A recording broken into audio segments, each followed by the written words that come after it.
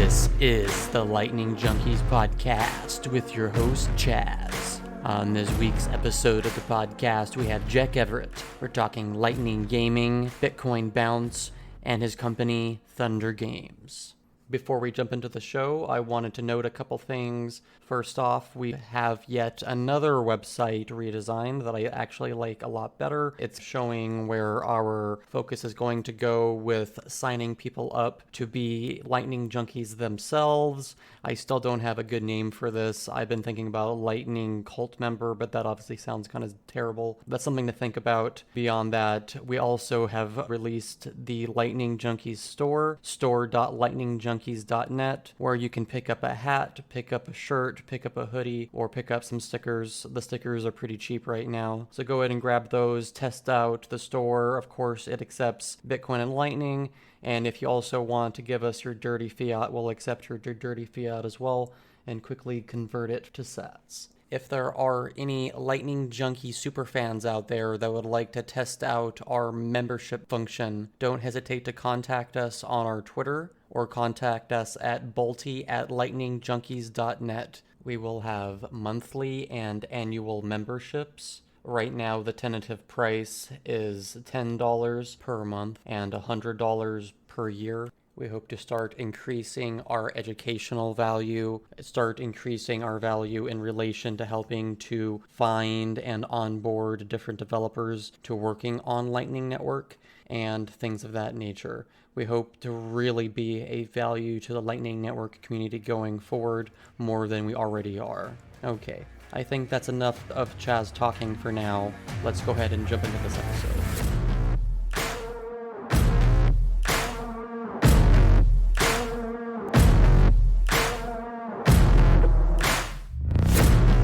I would like to go ahead and welcome Jack to the Lightning Junkies podcast. How are you doing today, Jack? Good, thanks for having me. Absolutely. I'm really glad to get you on the show here. I think where most of my audience might know you from is the mobile game Bitcoin Bounce. Is that right? Yeah, that's it. Bitcoin Bounce. Perfect. Before we jump into all of that, I just wanted to get some background on you here. Before you got into Bitcoin, before you started getting into developing this Lightning Network game, what were you doing? What was your background there?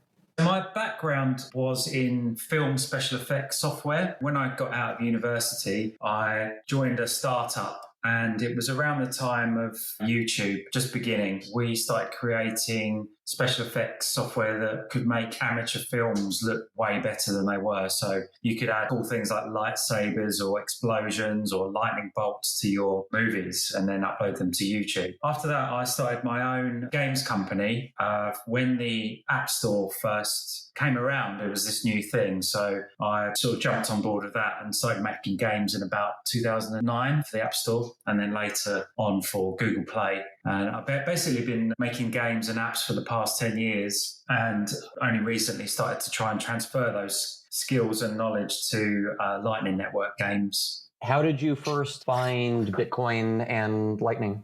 I first found Bitcoin in about 2011. I can't even remember how I heard about it. It must have been on a website or news article or something. I just downloaded Bitcoin Core and just tried it and got some Bitcoin from a faucet or something. But I didn't really know what the hell was going on, to be honest, at that time. I didn't understand anything about money or why Bitcoin was needed. I just was interested. I kept jumping in and out of Bitcoin every year or 2 years. Whenever the price went up, I'd hear about it again and I would be like, let's learn a little bit more. So I did some mining in around 2013, just basically followed it a bit more closely, especially when the Bitcoin games started coming out, the original wave of Bitcoin games, just seeing what people were doing because that was relevant to my industry. But it wasn't until the Lightning Network came to fruition and some technologies on top of that, such as LNURL, make it much easier to put this technology in the game. So that's when I jumped in to try out Lightning Network in a game and see how well it worked and how much friction there was and how easy it is to use. Because over the past sort of 10 years I've been following Bitcoin, I've always felt out. It's just too hard to use, or there's too many barriers, or there's just too many steps to go through just to send a payment. It's not like a one-click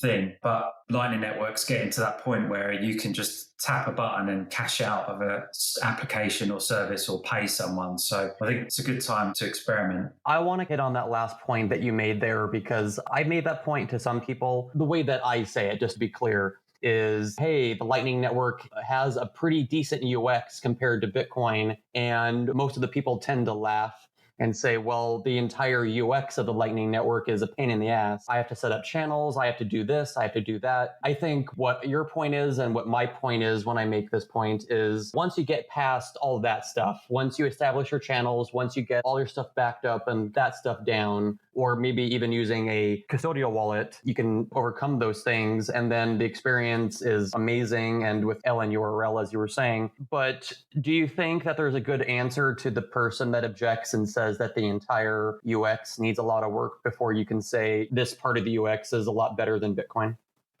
I agree with you. I think the UX of Lightning is way better. The reason is because you don't have to worry about fees, and also the payments are instant. So from just a conceptual level, it's just way better. You don't have to wait the 10 minutes for the confirmation. Most of the fees I'm paying for my game are zero because I've set up my channels in an efficient way. If you look at it from the top level, that makes the user experience of Bitcoin much easier. The fact that payments are instant and there's barely any, if not zero fees. Then what you're talking about is setting up the channels, and that stuff is more complicated. But that stuff can be extracted away by different wallets and apps doing automatic channel setup for you, or like you said, using a custodial wallet. So those problems can be solved, and they're pretty much in transition of being solved now. Then all you're left with is just a great user experience because, number one, payments are instant, and number two, the fees are gone. So all of the problems with the user experience at the moment are ones that if you're trying to set up your own non-custodial Bitcoin Lightning Network wallet and node from scratch, yes, that's a complicated process. All of those things can be hidden. I think the people who think that the user experience is worse are people who don't understand that these problems are very nearly solved. Once they are solved, it's just going to be so easy to use. The next wave of people being onboarded to Bitcoin will be via Lightning. I would definitely agree with your last point that Lightning is going to be the new hotness for most of the newbies coming in.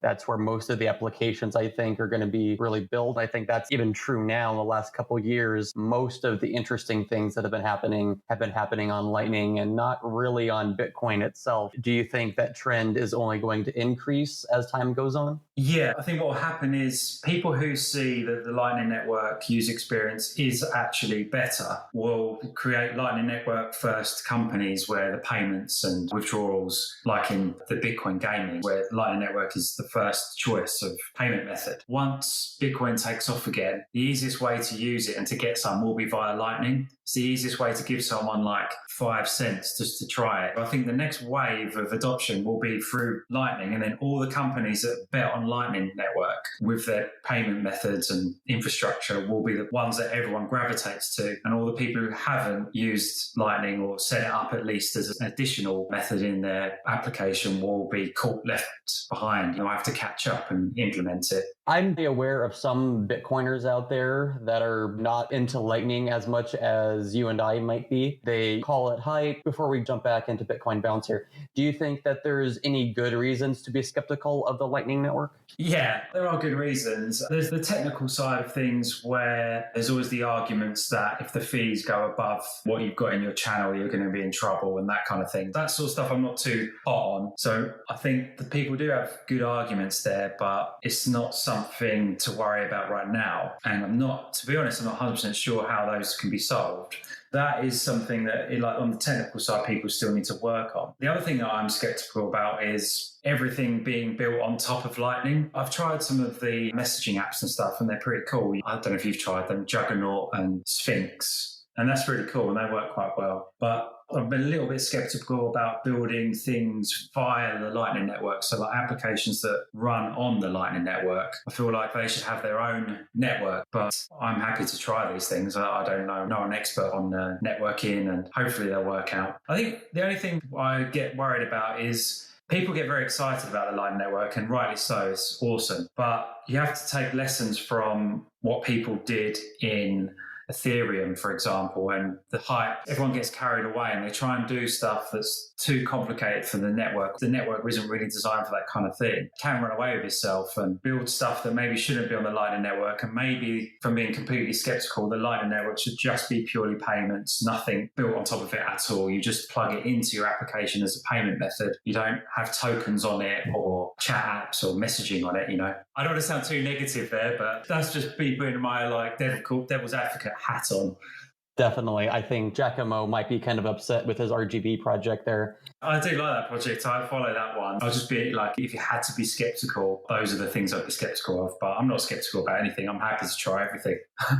I agree with you there that even in Bitcoin, without even going to Ethereum, that there is a lot of hype in crypto, in Bitcoin, in Lightning. And one of the bigger parts of this show is to focus on the skepticism piece as often as possible. Asking Rusty Russell, why is Lightning bullshit, is a great way to get some answers from the people that work on this full time. I don't know how often on other podcasts where it tends to be mainly hype focused, I just don't see the skepticism as much. I'm trying to think of other podcasts and I just don't think it comes up as often. I could be wrong, but I just don't think it happens as often. I think the skepticism is what's needed. Otherwise, people won't get the brilliant idea in their head and they just run with it and they just waste lots of resources on something that if you were more skeptical, you might have a different perspective on it and not proceed. But it's still early. I haven't seen anyone who's getting carried away yet. We're not there yet. Yeah, no one's given loads of money to just do random stuff. I'm not too skeptical on any of the projects yet because everyone's trying to build something that is actually a viable business and that's actually going to work long term. So is that the big difference there? That all these Ethereum projects have their consensus funding and then all these Bitcoin and Lightning projects pretty much skin of their teeth? With my project, it's very much no investment or apart from my time. That means that when you have no investment, you get a razor sharp focus on where the traction is in the genre or product you're making. You almost get like a scent for blood, like a wolf, trying to find what direction you need to go because you're literally trying your hardest to make a product that people are going to like and that you can make money from. Personally, if I got massive investment, I would have to make sure that I still had the same razor sharp focus. Otherwise, you just end up tinkering and experimenting. You can waste a lot of other people's money. I've never had investment before. Maybe that's just part of the process that when people invest in stuff, there's a certain degree of trial and error. But the Lightning Network projects that I know of are very focused because they're trying to prove their concept works. Because if you can't create your own currency and your own money out of thin air, then it's a lot harder. I think the people with the most amount of money in the space or most amount of funding are pretty much Blockstream and Lightning Labs. I can't think of almost anyone else that has any funding whatsoever. I think Zebedee, they're in the games sector. They've got funding. And Fold, they had funding. Oh, true. Yeah, there's a few. The ones that you've heard of probably have had funding because anyone with a team of 3+ has probably had funding, I'd imagine. Yeah, that's very true. Let's go ahead and take a step back, start talking about Bitcoin Bounce here a little bit more in earnest. How did that end up actually coming into focus? Last year, there was the Lightning Network conference. I actually met you there. We met at Renee's Lightning Network workshop, and you gave me one of your Lightning Junkies stickers, which I've got on my guitar case. Nice. Yes, good sticker that. Basically, I've been following Bitcoin for about 8 or 9 years. I was getting really interested in Lightning and seeing its applications in gaming. I decided to go to the Lightning Network conference in Germany to basically network and find people who I could bounce ideas off of. I didn't want to just turn up with no product to show or project I was working on. I put together a couple of weeks before this Bitcoin Bounce game, which was just a simpler version of how it is now. For the listeners who don't know what the game is, you bounce along the blockchain with a little character, and the further you go along the blockchain, the more points you get and the higher on the leaderboard you are. And the original version, I didn't have a leaderboard or points, but on the blockchain, there were little Satoshi coins. So every Satoshi coin you collected, you could then cash out via Lightning. It didn't have LNURL or anything like that in it. It just was you pasted your Lightning invoice into the game and you could cash out. That's how Bitcoin Bounce started. I basically went to the Lightning conference and showed a few people the game, and people were like interested, like, oh, this is a cool concept. I met some other game developers there, Constantine from Donna Lab, the guys from Satoshi Games, and the Zebedee team. Got a few ideas from those, bounced some ideas around. After the conference, conference, I just started coming up with a roadmap because I've got so much experience in the App Store and Google Play, trying to roadmap out some idea, some concepts of how I could onboard people to Lightning via gaming, and then how I would monetize that process so that I could make a business out of the next wave of people that I believe will be adopting Bitcoin via the Lightning Network. I think that's a very smart pathway to go. That's kind of the way that I'm going, but obviously in a very different path there. Okay, so you have this game, you're getting ready for Berlin, getting ready for the Lightning Conference. How did people like the game at the Lightning Conference? They quite enjoyed it, yeah. So I set up a little stand there as well. I made like a little ad hoc stand on the final day just to show people in a bit more of a demonstration setup. Generally, the feedback was quite good. And yeah, just loads of people gave me ideas. Some people came up to me and said they wanted to advertise in the game. I knew I was getting a bit of traction with it. It was all good. As I recall, at least in the newer version of the game, you use vouchers versus just giving straight sats to everyone. Is that right? Yes, so it works with LNURL. How the game works is you bounce along the blockchain in this game and there's tickets. It's like a virtual currency, like a traditional game virtual currency. You collect these tickets, and each ticket gets submitted into like a raffle or lottery. So the more tickets you collect, the more chance you've got of winning the lottery in the game. Every day, lottery is drawn and there's about 500 different prizes you can win from. There's one that's like the jackpot. So everyone's trying to collect as many tickets as they can to win the jackpot prize. But if you don't win that, there's lots of other prizes. Basically, everyone wins at the moment. Even if it's just 10 sats, if you can win something and cash it out. And the way that it gets cashed out is via LNURL. So effectively, it is like a voucher. In the game, when you win a prize, you click the claim button and it redirects you to one of your Lightning wallets on your iPhone or Android phone. That wallet on the phone will use the LNURL voucher to withdraw the satoshis from my node. Absolutely. Did you do this lottery approach in order to help scale up the prizes, basically? The lottery approach was a culmination of things. Because on the app stores, there's all different rules about how you can win money and do competitive gaming on there. One of the reasons I've made it a lottery is because then there's just a chance. There's not really any too much skill involved, which kind of ticks the box of one of the app store's rules. That's kind of a bit of a grey area because I think I might have read the rules too literally. I'm not sure I needed to do that exactly. The other reason I've done it, which is the main reason, is for bots, because games on anyone else's computer or phone or web browser, as soon as they're downloaded, they're effectively hackable. Like anyone can hack it. You can hack it by doing RAM attacks where you can change values in the game, such as your score, or you can install bot software that plays the game automatically. One of the big problems in games is obviously people hacking it or using bots to get top scores. I didn't want to give prizes away in a competition format, which was based on skill, because I was sure that bots would definitely mainly win all the time, which wouldn't be a very good user experience for everyone else playing who just wants to try and get some Bitcoin via Lightning and try it out. I basically did the lottery approach because then it almost means that bots have a lot less chance of winning the main prizes. If there are bots at all playing, they have a lot less chance of winning, and it's normally someone who isn't a bot who will win because there's so many more players playing than bots. It makes it a lot fairer, and it just means the bot problem is not so serious. This makes me wonder on the different Lightning games out there. Maybe Bitcoin Bounty Hunt as a quick example of a game that might suffer from that bot issue a bit more. I actually never thought about that. I've been playing PUBG lately and games like that where there are bots in the game where people run their own computer and have people do things to just get higher rank or whatever. I don't care about that world too much. Do you think there is a similar concern in the... Obviously it is, since you've went to this lottery. Do you think it's a similar concern in these other games out there? I didn't even consider a different format of competition because I just already knew the bots was going to be a massive problem. As soon as you put Lightning Network and Bitcoin, it's just effectively frictionless money. As soon as you can easily put money in the game, it's just everyone's going to try and crack it and hack it. So with the shooting games like Bitcoin Bounty Hunt, I know they haven't had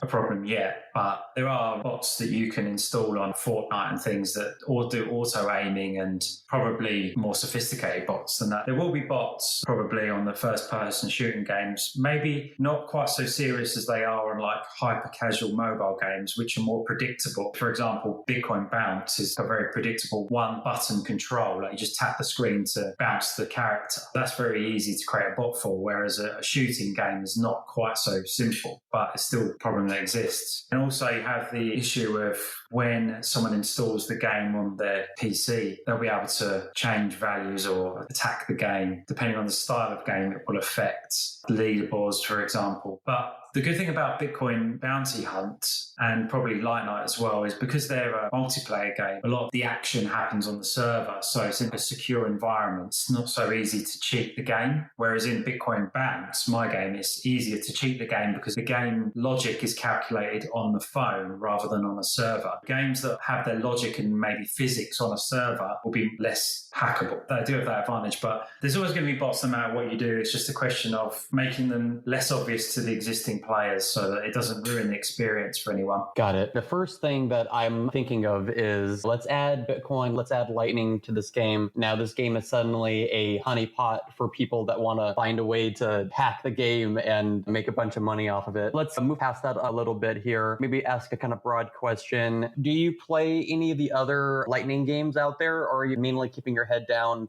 and getting your own game out there? Yeah, I play them all, try them all. I play Bitcoin Bounty Hunt. I was one of the first to try the original tests of that. They did some alpha tests in January. That was cool. I've also bought Light Night. So I've got Light Night, I've got 4 liquid token asset, like a gun and, all those things. It's got the skins. I've tried that game out as well. The demo world, you can run around it, which is really cool. Zebedee have got some games that they've created. I don't know if you've seen the Reiki game, which is kind of like Tekken. That was created by Mandelduck on Twitter. They've got a few other casual games that are part of the MintGox. Obviously, I've tried the original Satoshi Games website. I've played them all. Not really to see what they were doing, just to play, just to play and support the projects. Would you say that any of the games in the Lightning gaming space are really ready for prime time, quote unquote? One thing about Bitcoin Bounce is I did have a publisher interested in it. This was like a publisher who would spend $100,000 a day on advertising. That says to me that Bitcoin Bounce is ready for their prime time. But we run into so many snags with the traditional app stores and advertising, user acquisition channels and monetization methods that kind of frowned upon the Bitcoin being in the game. Although the game is actually ready to scale up, it's not possible to scale it because you can't buy enough ads, basically, because the advertising companies wouldn't let us promote it. I think that's a problem. Bitcoin Bounty Hunt looks pretty good. If they said that was the release version, I would accept that as a production quality game.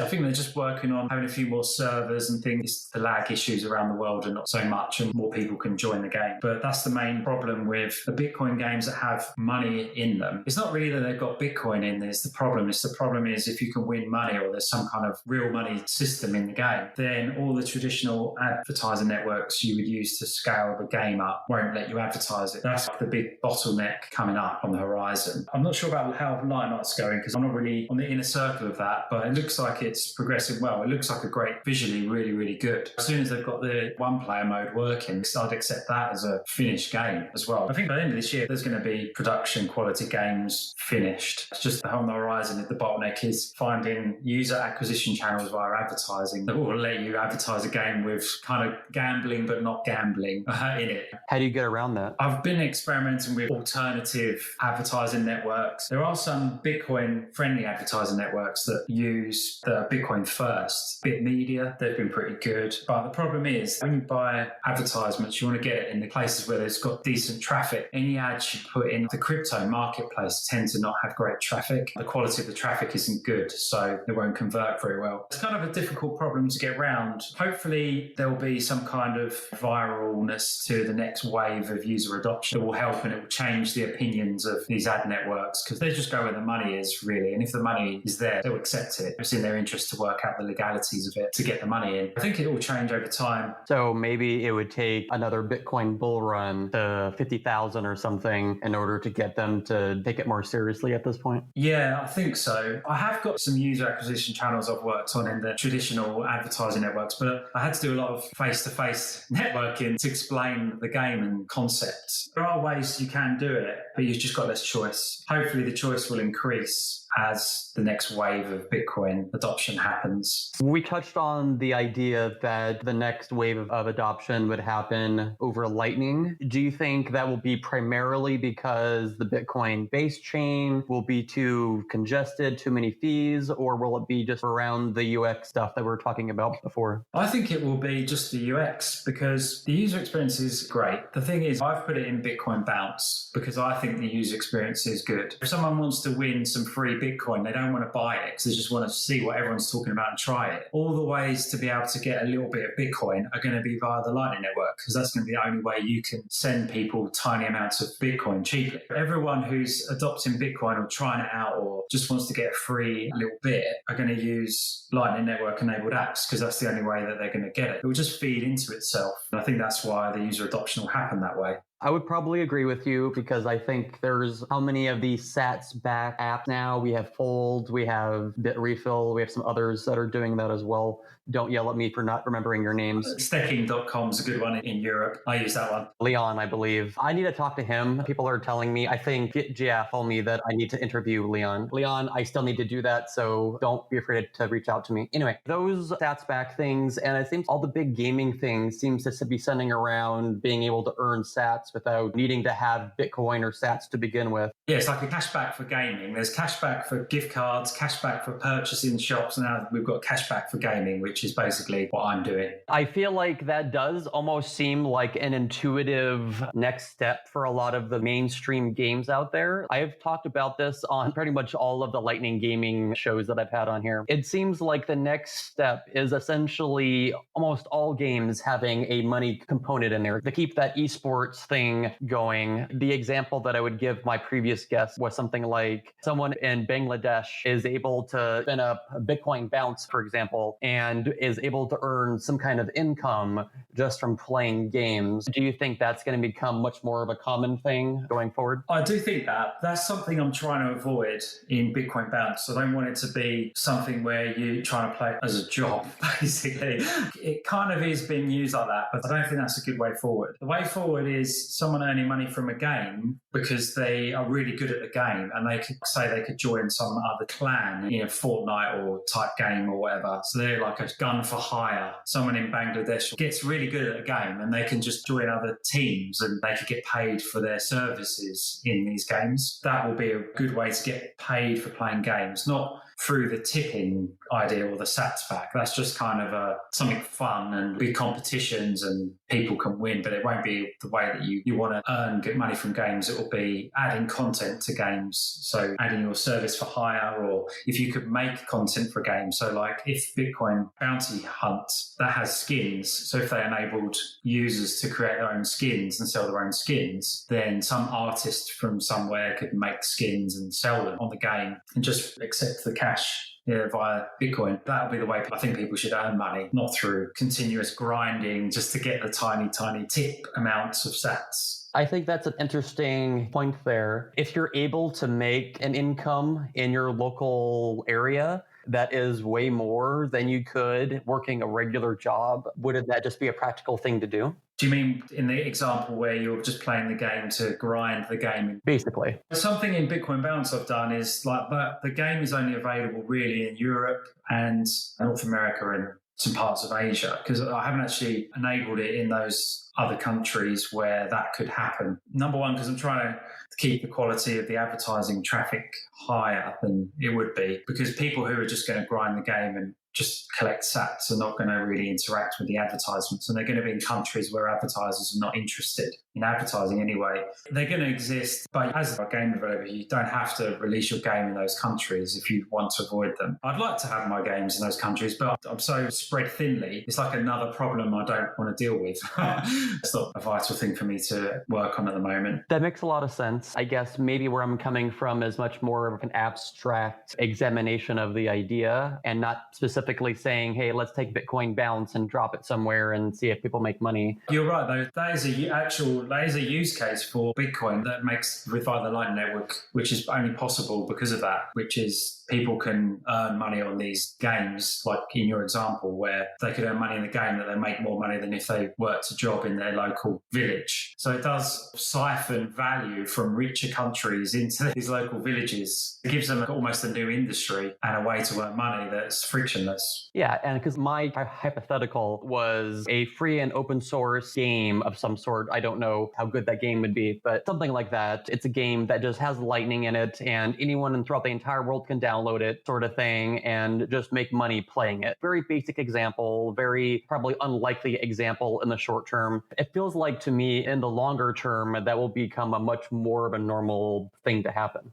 I think maybe in the short term, it will be these stats back games like the one I'm doing, or tipping games. Basically, I think the term's been coined the Lightning Faucet game. Maybe that'll be the way that it gets adopted in those countries first, where they're just grinding games or just playing games to win the tips in the game or the achievements or the prizes. But then I think it will evolve into services. So like by being able to sell your skills as a gamer, because they will get way more money if a really good Formula One driving simulator gamer from some village in Africa. I don't know how they'd afford the game's console to play it, but if they were really good at that game, they would make more money than if they were just playing the tipping game. So they would all start getting more skilled at these other games where they could sell their services in the game or sell assets for the games. And you see that in websites like Fiverr, where you can pay $5 and someone will make you a logo for your website. There will probably be something like that where there'll be gamers who can join your team and they'll play for like 1 hour on your team for a $5, but they'll make your team invincible. You'll get like these mercenaries, I think, earning way more money in 1 hour than they would playing Bitcoin Bounce all day long. That makes a lot of sense. Essentially, what it sounds like you're saying is that the economies of these things will just get a lot more complicated and a lot more complex and just build on top of each other, essentially. Yeah, it will evolve as well, because these economies will evolve as the games get the technology to enable these kind of interactions between players. So the first wave is Bitcoin Bounce, Bitcoin Bounty Hunt, any of the Satoshi Games things. They all just give you a little tip for playing, basically. Or it's kind of based on skill or tournament or luck or something. But that's because that's the kind of technology we've got right now. And then when people can trade items, or you can make your own items and trade them between each other, maybe that's what Giacomo's RGB token could be used for, is trading tokens between each other. Then once that technology is in more games, then you'll get people making stuff and selling them between each other to use in games. So someone in America might pay someone to make them a custom skin for their Fortnite character or something. The guy who makes it could be from the Philippines, and he'll get $10, which will be like, I don't know, a month's wages for that guy. And then as the games get more serious, there'll be service for hire type situations as well. They'll just evolve. Moving to the next thing here, what do you think the future of Lightning gaming is here, just from our current vantage point?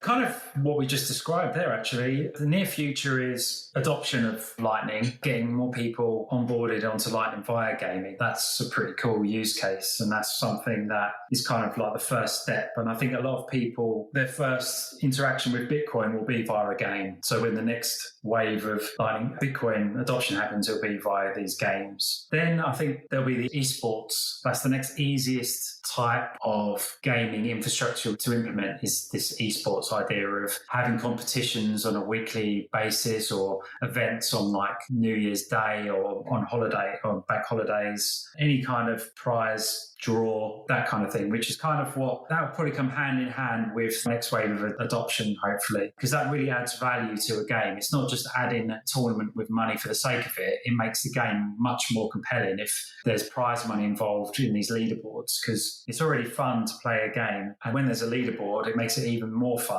And when you can win money by being the top of the leaderboard, it just adds an extra kind of spice to it, which is really good. And then the next levels are basically creating economies in these games. The idea of players being able to add value to the game and make the game better by providing content like the skins, them getting paid for that work. It will just make more new industries spring up around gaming as well. It's just because the money payment for these skins and services created by players will just be frictionless. So you don't need to have any accounts or anything like that to transact. That's never really been possible before.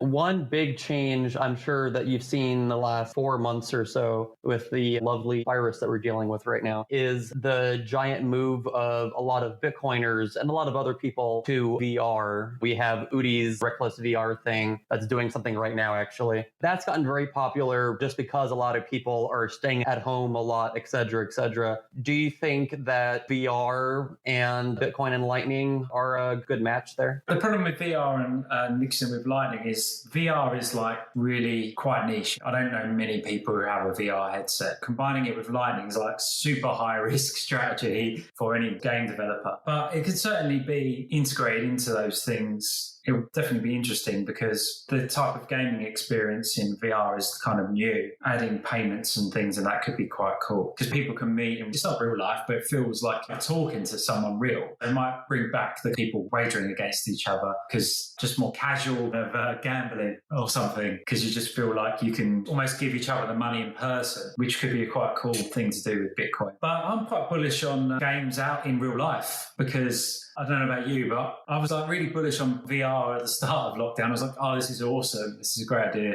But then as lockdown progressed, I was like, I literally can't wait to do anything but computers. I just want to go outside and play real games and real sports. And there could be a bit more of the games that are in the real world, Pokemon Go type games or sports games that are related to health and fitness apps, competitions on these cycling apps. So if you get into cycling, you have the leaderboards on there. Now you're like, who's done your route, who's done the fastest route, and then Bitcoin and Lightning could be integrated in those apps in the same way it's being integrated in Bitcoin Bounce. You could have people cycling, and whoever cycles the most gets more chance of winning the jackpot at the end of the week, which is paid in Bitcoin via Lightning. It's got a lot of applications. VR is definitely one. It's kind of niche right now, but it's definitely been adopted by Bitcoiners, which is perfect for Bitcoin games industry. At the very beginning of your response there, you were saying that it's a niche of a niche.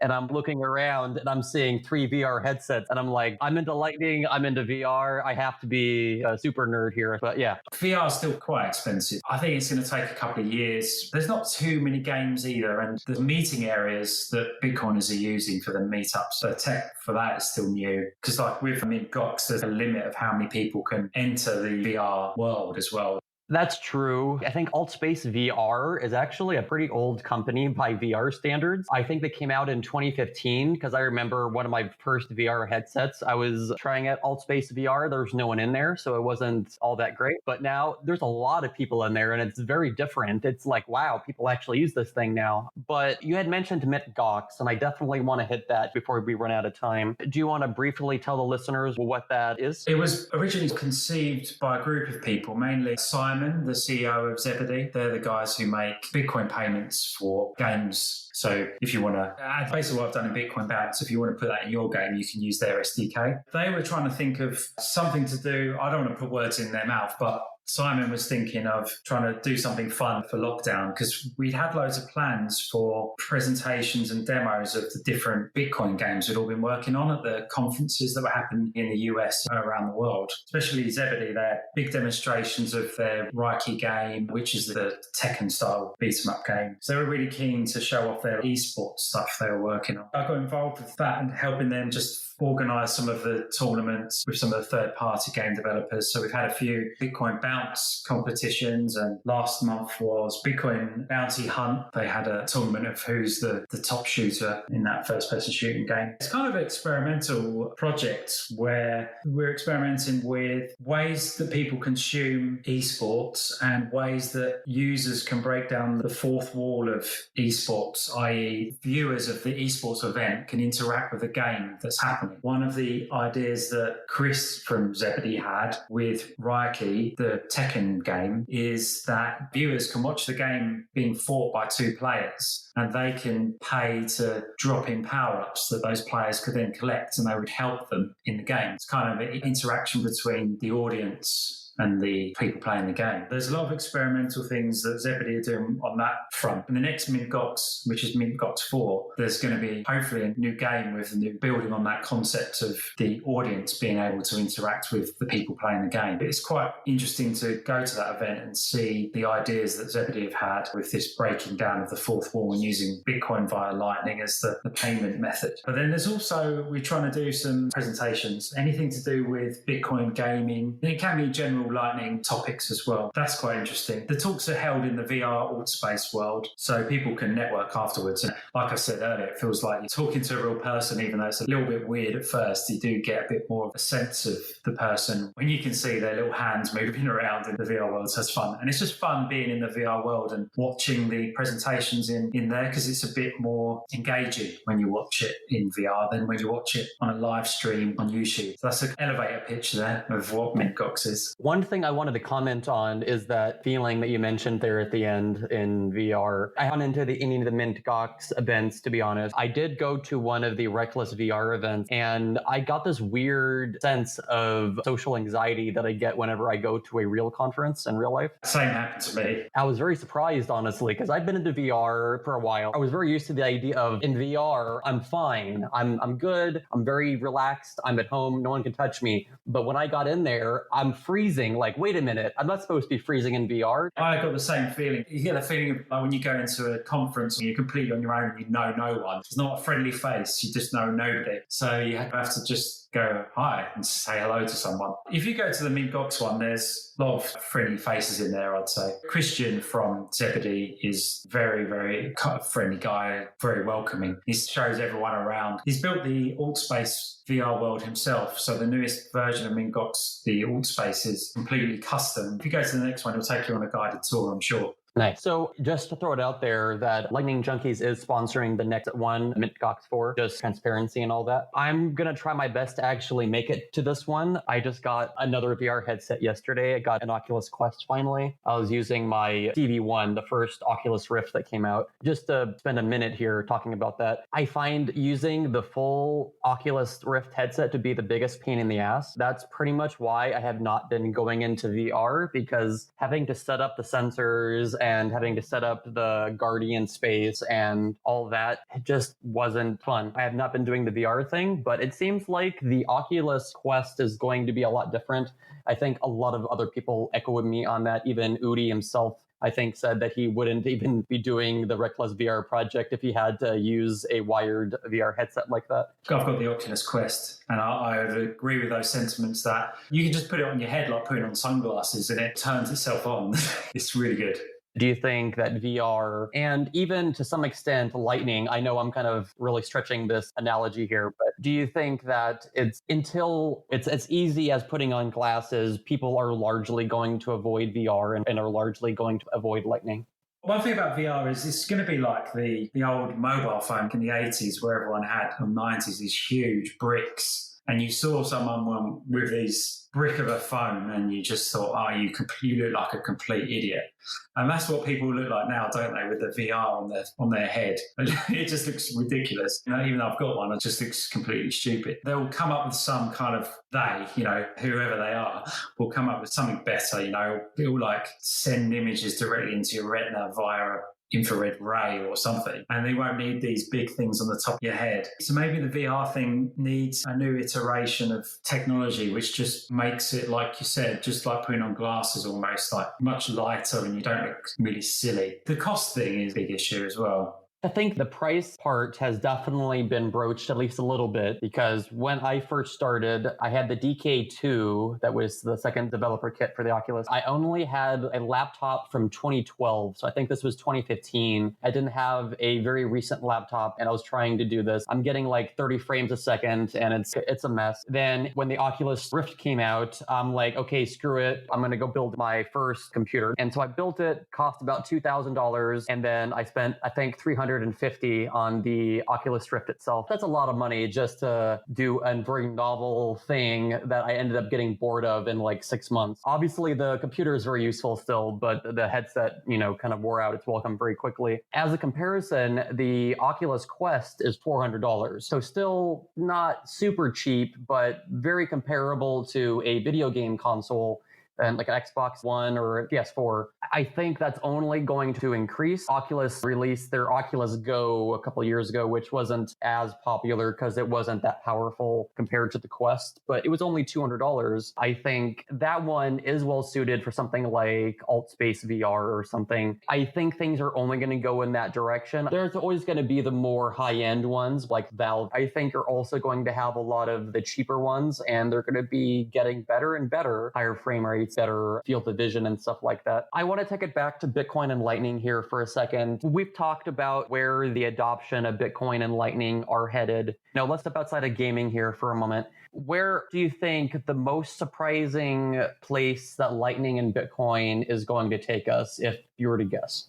I don't actually think it's going to change a lot. Everything will evolve, like the way you consume media on the internet will evolve, like videos or whatever you can do. I was going to go down the line of saying you could pay as you play on a video. So if you only watched half of it, you would only pay for half of it. But that's kind of like an evolution. But I think the most surprising thing that could happen is because people will start running their own nodes and having their own hardware in their home to run their blockchain and run Lightning on top of it, then there'll be different types of apps that have their own networks, like peer-to-peer messaging apps that don't run on Lightning. But because everyone has got the hardware, all it needed was the hardware. And now these new networks can start springing up. So you could get social media apps on these hardware devices. You wouldn't get censored. The internet could change back to a more decentralized model because people would have these tiny little Raspberry Pis. I've got the MyNode that I experiment with. If I could install Mastodon on there and a peer-to-peer messaging app, I could have like a self-sovereign social media setup. Now, I wouldn't have that because the reason I bought the hardware was for the Lightning network and to set up my Lightning node for my personal use. But then because I've got that, I can then, with a click of a button, install other networks for different types of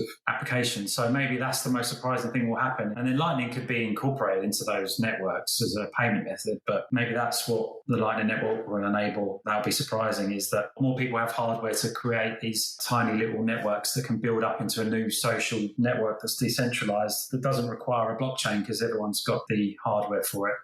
I really like your thought process. That was just off the top of my head kind of thing. I'm sure there's loads of holes in that. I mean, maybe, but I like the general concept because I think that's probably not too far off from where we're headed. Our social media landscape looks like a hot, fiery mess. I can't imagine everyone staying on Twitter in 10 years. I imagine decentralized social networks getting far more popular. I don't know if that's a good thing or a bad thing in some sense, but because I feel like people are creating their bubbles and then those bubbles are launched into space and they never get to touch any other bubble again. And that's maybe not great for people turned into extremists on whatever topic it is. I definitely see the positives in there. And if we were to bring it back to current day for the moment, I'm running MyNode as well. I love MyNode, by the way. I think one of the parts of it that I'm really enamored with at the moment, one is RTL, Ride the Lightning, because they just put in a loop in and loop out on their newest version. I'm absolutely loving that when it comes to maintaining my own Lightning routing node. I just wish BTC Pay server would update their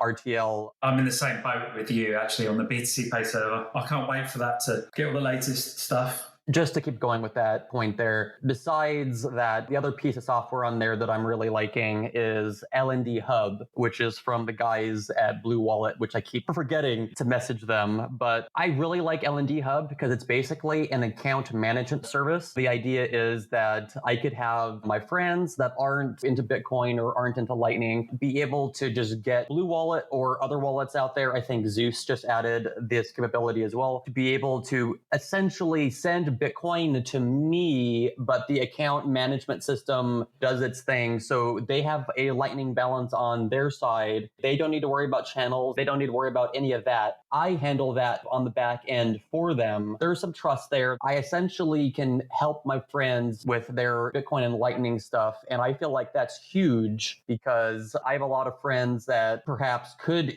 enjoy Lightning, could get real use out of it. But when I try to explain, okay, you need to open a channel, you need to do this, you need to do that. Their brain turns off, their face turns into this blank stare, and I'm like, okay, I have to shut up now. I'm sorry. I think it's a huge win on that end. Maybe my question is, how do people like us who are so far down the rabbit hole that we sound like insane people to normal people, how do we get them to understand the usefulness, and how do we get them to actually be onboarded? It sounds like your answer might be to play this game. What are some other ways to get people into our world here? One thing is the sats-back websites. Bitcoin's a little bit of an addictive drug. You need to give someone a taste of it first, just so they can experience it. Then they fall down the rabbit hole on their own. Once someone has a taste of it, there's no going back, basically. You just need to get it in people's hands and then they can experience it. And I like the sats-back thing. It's cool. I've actually onboarded someone to Lightning with stacking.com. They bought a laptop and I sent the stacking.com link and they used the special link and they bought their laptop and then they got 300,000 satoshis in cashback. So I think that's a good way to get people to try it with these cashback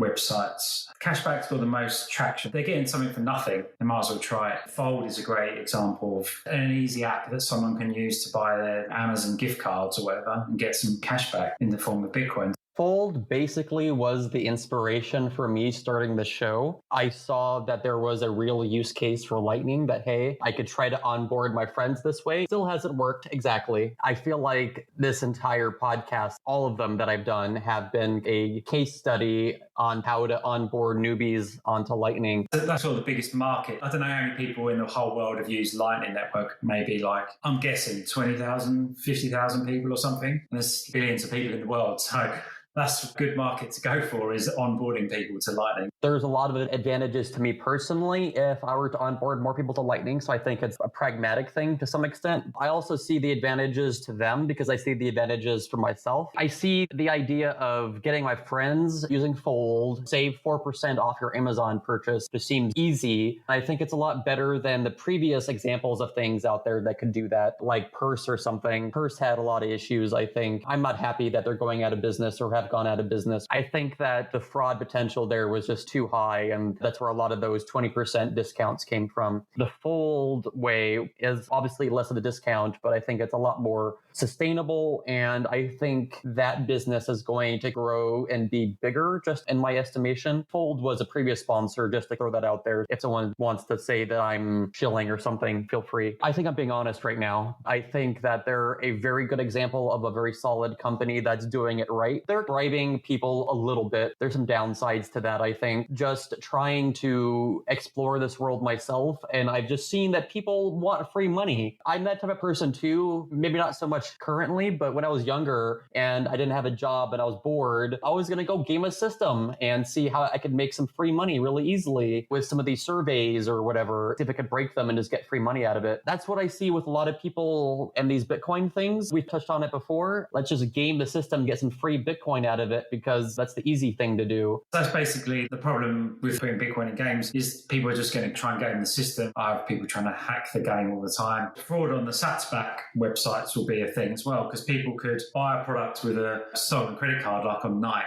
get the sats back, and then the credit card gets fraud charged back on it, but the sats have already been sent. There's a lot of fraud that can happen. There are a lot of problems with it. I think it's just the nature of the market. The people are trying to make money by onboarding people, and there's not really a lot of other options yet. Like if I made a game that people could buy and sell skins to each other, there wouldn't be enough people buying and selling the skins to have an effect on the business. It's still too early to jump too far down the road with some of these technological advances we need. I agree with you. There is downsides to the sats back model. It's not easy money, but it's easy money if you're the user, not if you're the company, because you've got fraud, you've got hackers, you've got cheats, you've got people just grinding in the game or whatever. There's loads of problems. I work at a crypto exchange, so I'm sure you can imagine how much fraud they have to deal with on a day-to-day basis. Yesterday, I saw someone with a fake ID that had Edward Snowden's photo in it. People will try anything and everything in order to bypass systems, and it's honestly fascinating because it's something that I like to do. It's not always an evil intent. It's just, I want to see how this works. I want to play this game, and I see if I can win the game of hacking the game, basically. I don't begrudge them on some some level, because that's what I would do if I had more time and the inclination. We're reaching the end of the show here. Do you have any other final comments on the Lightning Network, on the Bitcoin Bounce, on MintGox that you want to throw out there? In terms of the Lightning Network, just got to remember, even though it's been around a while, it's still early in terms of people don't understand how easy it is to use yet. And we just need to show more people how easy this thing is to use. It's not as complicated as people say on Twitter. We need to be proactive and demonstrating more, because I see a lot of people on Twitter who just have written it off because they think it's too hard. And it's just not the case anymore. They're like, in Lightning, if you haven't kept up to date in the past 2 weeks, you're basically 10 years behind. It's moving so fast. MintGox is going to be a thing once a month. The fourth one's coming up. I think it's the 5th of July. That's going to be a regular thing. We're trying to get new games each time, but the old games that we featured in the past will still be there. Hopefully it'll be a good place to go if you want to see the new ideas people are trying with games. So if you're interested in games in general, it's a good project to follow, because you don't have to have VR to be involved. There's a live stream of the event and there's Discord groups and you can join to try and join the tournaments. In terms of Thndr Games and Bitcoin Bounce, we're working on some new games in the future that are going to come out in the next couple of months. And they'll be featured on MintGox as well. There's a lot of cool stuff happening in the game space, and it's a really exciting use case for the Lightning Network because it can touch on both sides of the system. That is, people winning money through tournaments and cashback type services, but also payments. So people buying products and services in the games as well. There's a lot of exciting stuff happening in gaming. I just want to briefly respond to the first thing that you said about the Lightning Network and onboarding. Do you think it's just a matter of saying, hey, download the Phoenix wallet? And while there's some trust in there, that's a pretty good example of where the experience is headed? There is some trust in there. One of the issues with those sort of products is if there is a bug in the wallet, to get your money back, you've got to get in touch with the wallet developers and work out what the problem was. That is definitely the way it's headed. And the Phoenix wallet is such a good example of great user experience in a non-custodial wallet. I honestly think you can say to someone, hey, just download this wallet, but they need something to use the wallet with. I've seen some people on Twitter do little competitions. Vlad Da Costa did something where he was playing guitar and you had to guess what the song was he was playing, and he would send you money if you could guess. Just fun little games on Twitter people are doing to give people some sats. Then you just got to point them to whatever their best wallet is at the time, or your favorite wallet that you think they'll like. There's different wallets of different levels of trust. So depending on the person you're recommending your wallet to, you can offer them a full custodial wallet all the way down to one that's completely non-custodial and you connect it to your own node. Just about knowing the person you're recommending products to is important as well.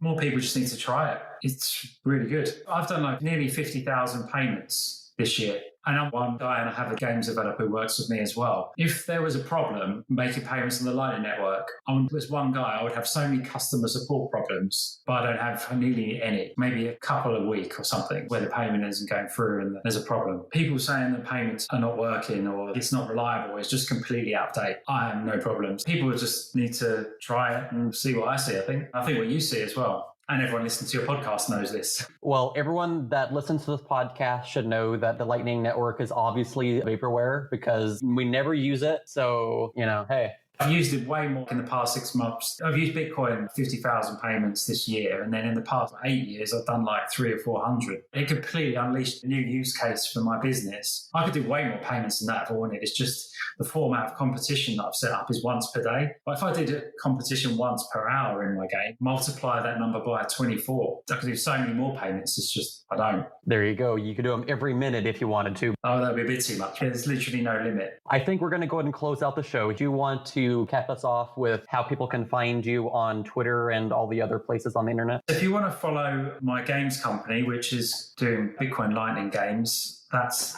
on Twitter, and that's Thndr Games, which is spelled THNDRGAMES. You can follow me at Jack Everitt as well. If you go to the Twitter page, you can find all of the links to other social media and our website. Perfect. I really appreciate you joining me on the Lightning Junkies podcast, Jack. Thanks very much. We'll see you next time. Boom. That was the 32nd episode of the Lightning Junkies podcast. Did you like that episode? Did you learn anything? Were you inspired? I'm definitely looking forward to MintGox 4. That's coming up on July 5th. Definitely check out them on mintgox.com. I'm not going to waste too much time here at the end other than to say I'll see you on the Lightning Network.